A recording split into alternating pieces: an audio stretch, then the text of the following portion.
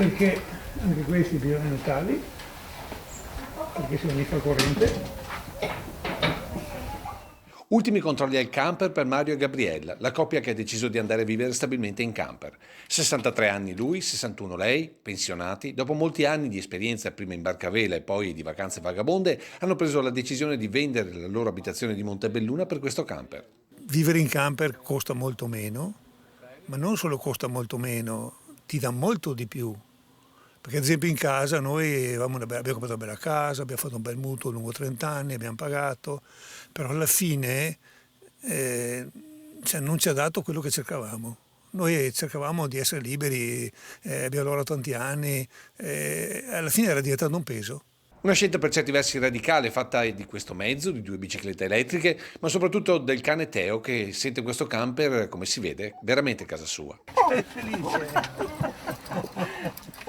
Come si fa a vivere in camper, lavatrici, far da mangiare? Si impara a far da mangiare con pasti semplici, e cibo molto semplice perché lo spazio è quello che è in frigorifero, tantissima verdura la si trova ovunque. Per lavare, e allora le lenzuola e i giubbotti li laviamo a lavasecco, mentre il resto si fa a mano, in fin dei conti non ci sono bambini. Certo, un punto d'appoggio rimane la casa del fratello di Mario, ma serve per le manutenzioni del camper. Per il resto, per questa coppia, è di fatto una scelta verso la felicità.